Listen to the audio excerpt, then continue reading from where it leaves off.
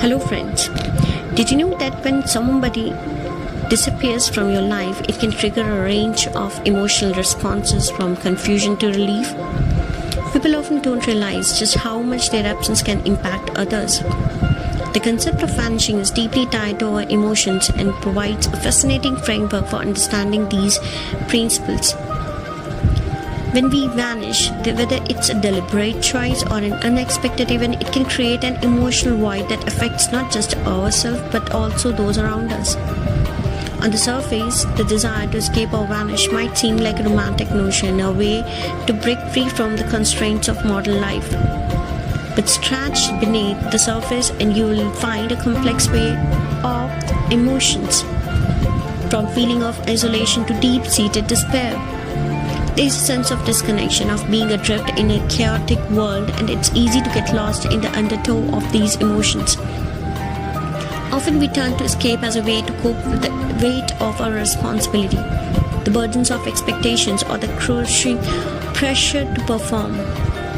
When we choose to vanish, we risk alienating those who care about us, leaving them to pick up the pieces of our shattered relationships. And what about the emotions we are trying to escape? They are still there, lurking in the shadow, waiting in the pounds. When we least expect it, it's a vicious cycle, one that only be broken by confronting the emotions head on. The Stoics understood the concept of vanishing all too well. The first emotion is anxiety, born from the fear of being trapped or confined. By practicing self-reflection, cultivating a sense of inner strength, we can learn to manage these anxiety and find calm in the midst of chaos. The second emotion is guilt, arising from the weight of responsibility. By recognizing our limitations and prioritizing our well-being, we can break free from the cycle of guilt and shame. The third emotion is shame, stemming from the fear of being judged or rejected. By embracing our imperfections and acknowledging our shared humanity, we can transcend the need for external validation. The fourth emotion is sadness, resulting from the loss of connection or community. By cultivating empathy and compassion, we can learn to mourn our losses and find solace in the present moment. The fifth emotion is anger, fueled by the feeling of resentment and frustration. By acknowledging the impermanence of all the things and letting go of our attachment, we can redirect this anger into a constructive action. The sixth emotion is fear, driven by the unknown or uncontrollable. By embracing the uncertainty of life and cultivating resilience, we can learn to face our fears head on. The seventh one is desperation, which is born from the sense of being trapped or stuck.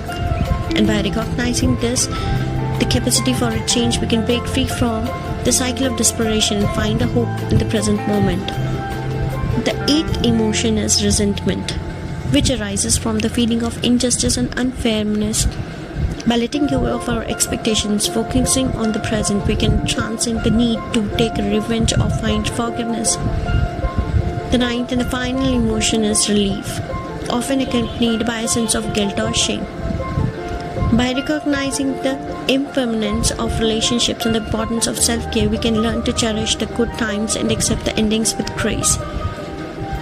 In embracing these emotions, we can turn the act of vanishing into a catalyst for change rather than a destructive force in our life.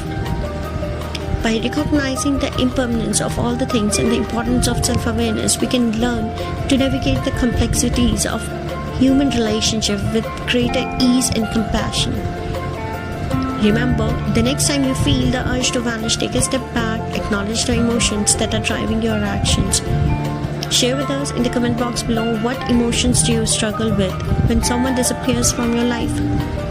And if you're interested in learning more about Stoicism, be sure to check out our other videos on the top 5 principles for the happier life. Thanks for watching. We'll catch you in the next video.